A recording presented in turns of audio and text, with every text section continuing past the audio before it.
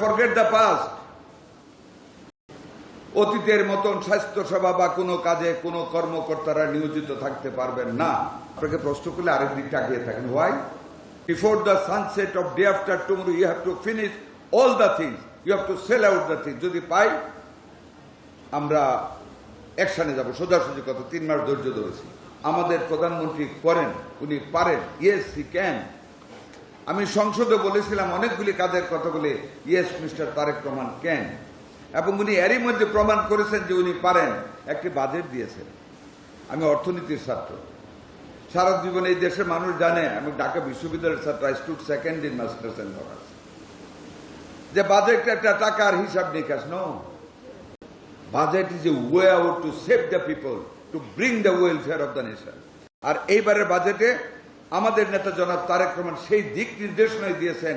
শুধু টাকা না, কিভাবে দেশটাকে উন্নত করা যাবে, কোথায় কোথায় উন্নতির আভাস দিতে হবে, এবং সাথে অর্থনৈতিক সাপোর্ট দিয়েছেন। Can you imagine? এই স্বাস্থ্য খাতে আমাদেরকে জিডিপির 1.02% 69,000 কোটি টাকা বরাদ্দ করেছেন স্বাস্থ্য খাতকে জনগণের গোড় ধরে নিয়ে যাওয়ার জন্য, জনগণকে স্বাস্থ্য সেবা দেওয়ার জন্য। আমরা আজকে 10টি জেলাতে আমরা এই আইসি ইউনিট করেছি। আমরা যে মিজেলসটাকে আমরা মোকাবেলা করেছি, যদি ভেন্টিলেটর না দিতে পারতাম, যদি আরেকটা নাকি বাবল সিপার, হাই ফ্লো নেজাল ক্যানুলা, এই জিনিসগুলি যদি তড়িৎ গতিতে আমরা কিন্তু কিনে নাই। আমরা আমাদের এই টিম আমরা ভিক্ষা করেছি আমাদের প্রাইভেট সেক্টরের কাছে, এবং প্রাইভেট সেক্টর এত বেশি বিশ্বস্ত তারেক রহমান সাহেবের উপর, আমাদের মাননীয় প্রধানমন্ত্রীর উপর। তারা দুহাত ঢেলে আমাদেরকে সহযোগিতা করেছে। ভেন্টিলেটর দিয়েছে, অক্সিজেন কনসেন্ট্রেটর দিয়েছে, সিপ্যাপ দিয়েছে, হাই ফ্লো নোজেল ক্যানালা দিয়েছে, এবং আমাদের এই সামনে ডেঙ্গু মোকাবেলার জন্য আমাদেরকে মাত্র 1 সপ্তাহে 1 লক্ষ পিস স্যালাইন পর্যন্ত আমাদেরকে দিয়েছেন তারা। এবং we are ready to fight against the dengue. আর সেই ডেঙ্গুকে ফাইট করতে হলে শুধু স্যালাইন দিয়ে হবে না। ডিসি মহোদয় এখানে আছেন, সিটি প্রশাসক আছেন, এসপি সাহেব আছেন। আপনাদের হাতটাকে আপনারা টেবিলের মধ্যে রুমের ভিতরে ভাববেন। আমি জানি কিন্তু, কারণ অনেকবার এমপি ছিলাম। Your hands are very long. দয়া করে আপনারা পরিষ্কার পরিচ্ছন্নতার দিকে আপনারা একটু মনোনিবেশ করবেন। ডিসি সাহেব মনিটর করতে হবে, আপনার প্রতি অনুরোধ আমাদের। আজকে হাসপাতাল দেখলাম, সিভিল সার্জন সাহেব মনে কিছু নেবেন না, উই আর এ টিম। একটা হাসপাতালে আসবে, সচিব আসবে, মন্ত্রী আসবে, ডিজি আসবে। আমি দেখলাম আপনার হাসপাতাল অবস্থা। I am very sorry to say, I didn't expect ইট। বাংলাদেশে অনেক জায়গায় গিয়েছি, অন্তত আমার ভয় হইল পরিষ্কার পরিচ্ছন্ন রেখেছে। আপনি সেটা করেননি। আপনাকে পরশুদিন পর্যন্ত টাইম দিয়ে গেলাম। আপনার কিচেন থেকে সকল জিনিস পাতিল আপনাকে ভেঙে বাঙ্গারির কাছে বেরতে হবে, ডিসি সাহেবের প্রতিনিধির সামনে। সকল মালামাল যা আপনি রেখেছেন, দাহ্য পদার্থ, ক্ষুধাটা খাসতে একটা আগুন লাগলে একটা মানুষ বাঁচতে পারবে না, আগুনও নিবানি যাবে না। এত অপ্রয়োজনীয় জিনিস, কত কোটি টাকার মাল এখানে। আপনাদের তো ক্ষমতা দেওয়া হয়েছে। I know your committee.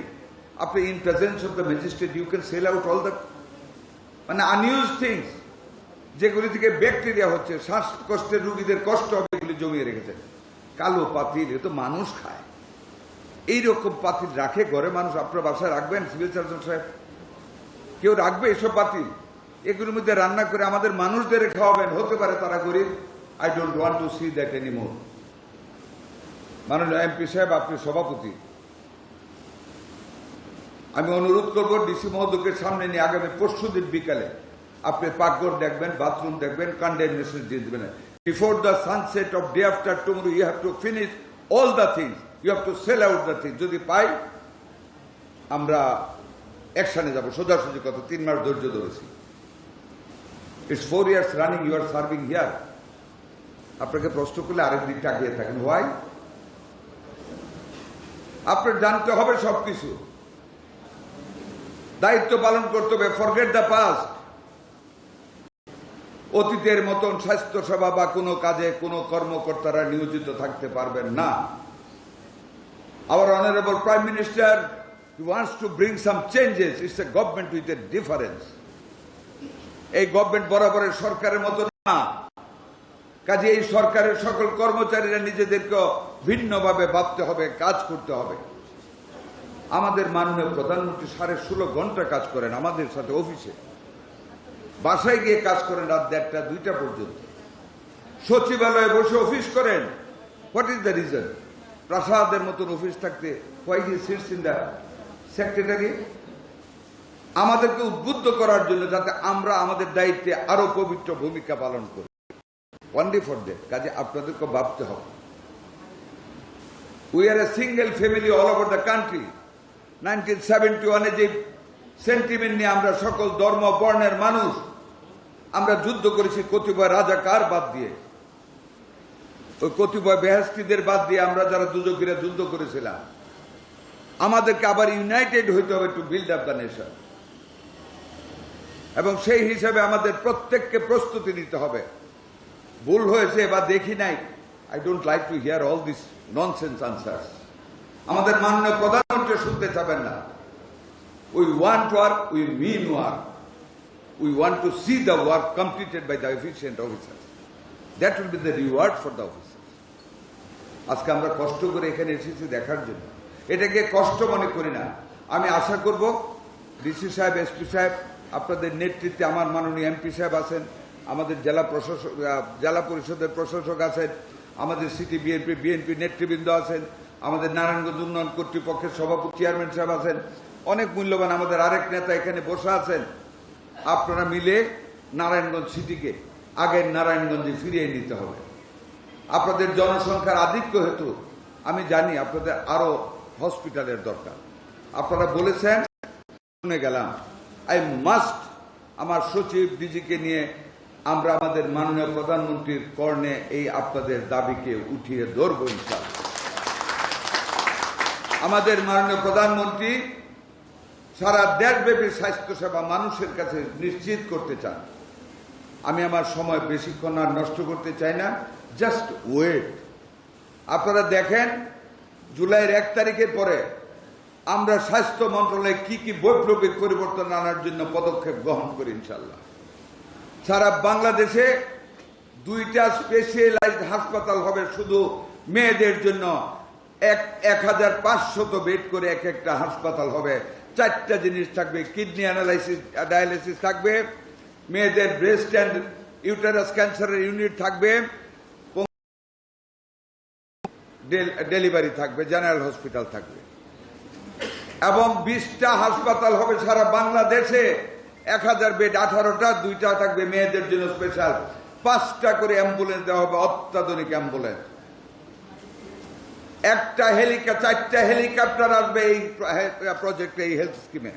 সারা দেশ থেকে ইমার্জেন্সি রোগীদেরকে বহন করে সদর অথবা ঢাকা সেন্ট্রাল হাসপাতালে নেওয়ার জন্য।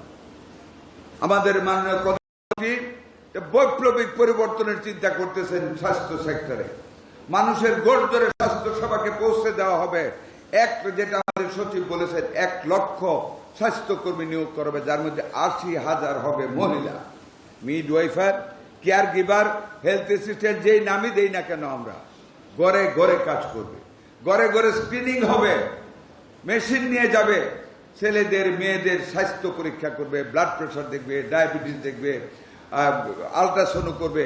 সমস্ত চিকিৎসাগুলি আমরা মানুষের ঘর ধরে পৌঁছে দিতে চাই। আমাদের নেতা তারেক রহমান মাননীয় প্রধানমন্ত্রী সারাদিন সারা রাত মানুষ নিয়ে চিন্তা করেন। এই যে ক্রিয়েটিভিটির একটা ধারণা, পূর্বাঞ্চলে 160 একর জমিতে ক্রিয়েটিভিটির পার্ক করা হবে। মানুষের নৈপুণ্যতাকে, অভিজ্ঞতাকে কাজে লাগিয়ে it will B A trade centre. এখানে শীতল বাটি হবে, নকশি কাঁথা হবে, টেরাকোটার কাজ হবে, যেটা কুটির শিল্প পারে হবে, তালপাতার বিছুন বলে বা পাখা বলেন, বা দুব্বা গাড় দিয়ে বাবুই পাখির বাসা বলেন, যেগুলি বিদেশে রপ্তানি করা যায়। একটা হাব তৈরি হবে মানুষের কার্যক্ষমতা। নগদ নিয়ে এলো হার না মানা হার অফার। সর্বনিম্ন 10,000 টাকা রেমিটেন্স নগদে পাঠালে থাকছে স্বর্ণের হার জেতার সুযোগ।